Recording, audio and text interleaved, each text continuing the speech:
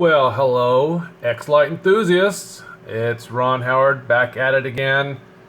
Yesterday, we covered my take on sequencing a brand new song, and we were able to get through 8 seconds of that, and it only took nearly 7 minutes to make the video. So I'm going to keep this one shorter. As you can see, I've done a little more work to this. So we'll kind of just play it from the beginning and let you take a look, and then we'll look at some of the effects that I chose to go with on this. So I'm just going to put it over here on this screen, and we'll just kind of start it from the beginning and see how it feels.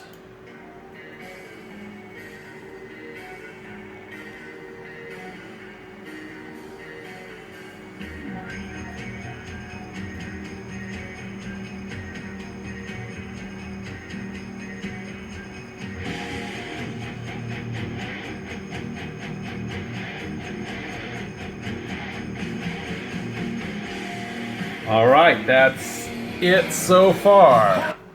So we're now at about almost 24 seconds.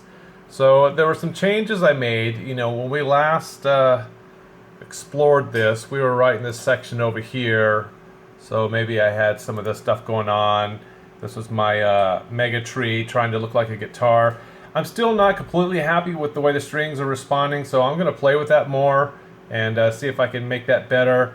And while we're on the subject of the Mega Tree, I added some effects here, and I was trying to make drums, and then I added flames under the drums. So I just created basically, you know, like a tom-tom or a snare drum there.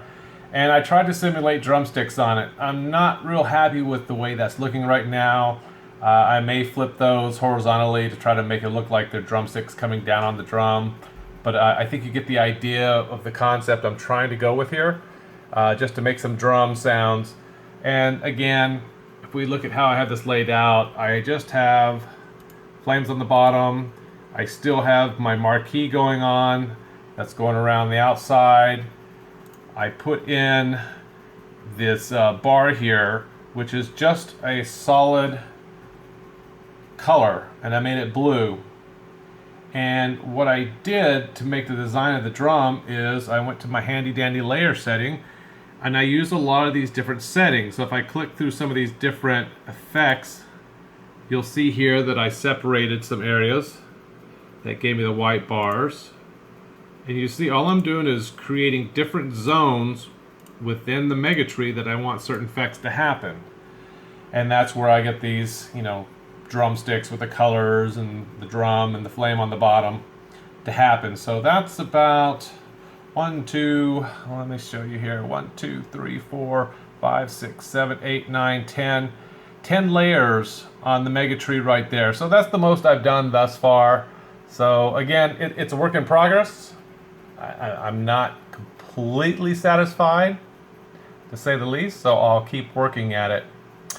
If we scroll over here, I did this cool little, just kind of a, I think that's more of a, like a, I don't know, what is that? What did I use? That's a morph.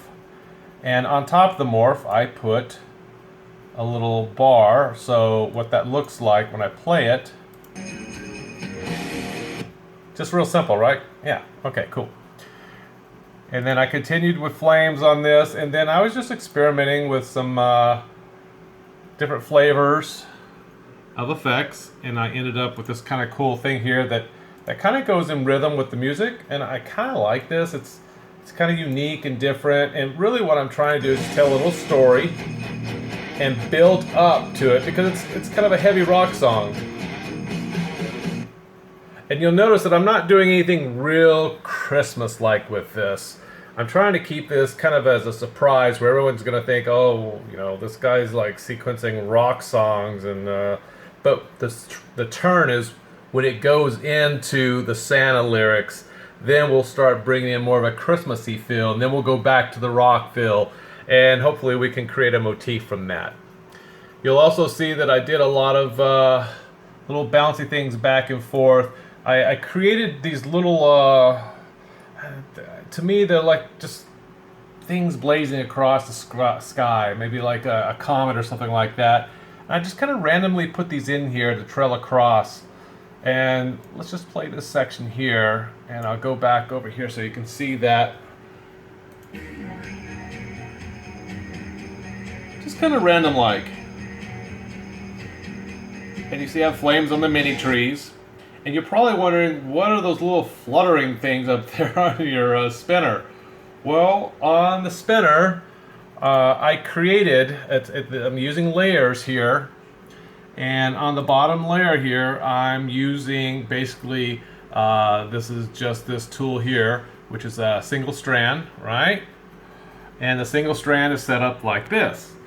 Number of chases 3, chase size 10, cycles 7, right to left, and I'm using a 3D fade.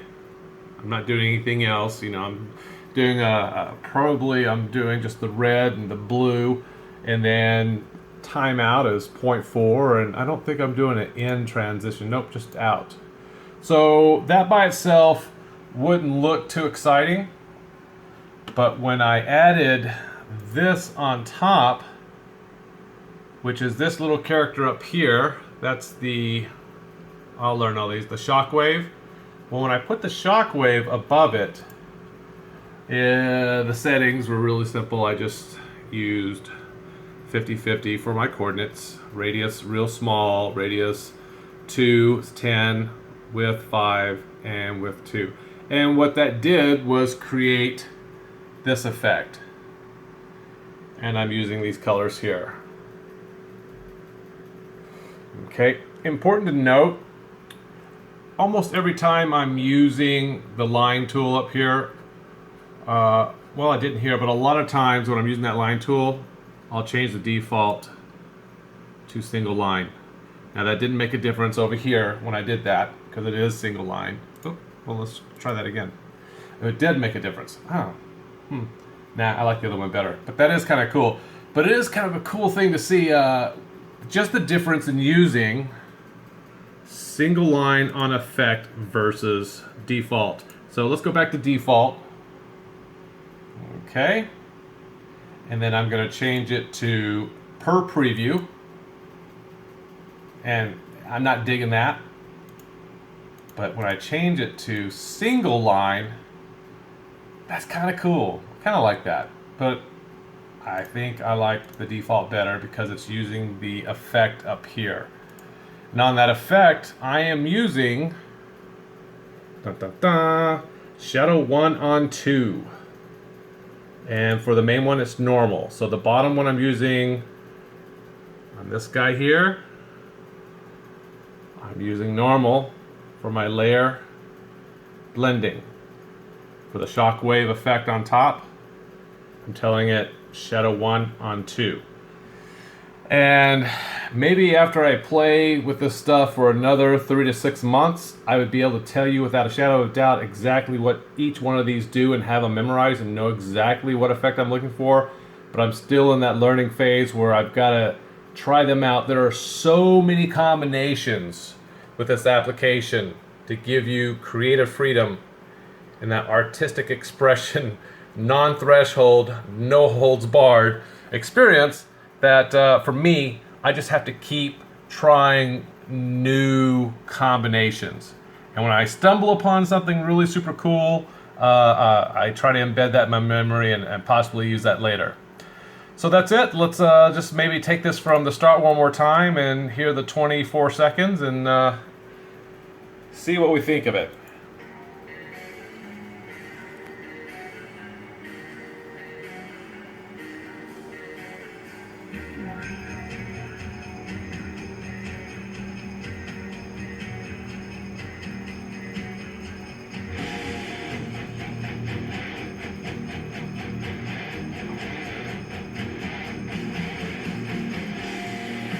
All right, so that's it. One thing I will say, I'm gonna put a video in the heavy tom-tom section where you hear the drums going boom, boom, boom, boom. I am probably gonna have my 3-year-old daughter on my drums, and I'll put a black drop behind us, and I'll probably put her in something where I can use my arms to make her hands hit the drums and make it look like she's drumming. So I'm going to make her part of the show and see if it doesn't look too cheesy and see how cool I can make that look. So look forward to sharing that with you. All right, guys, have a great evening. Look forward to talking to you again soon. Bye.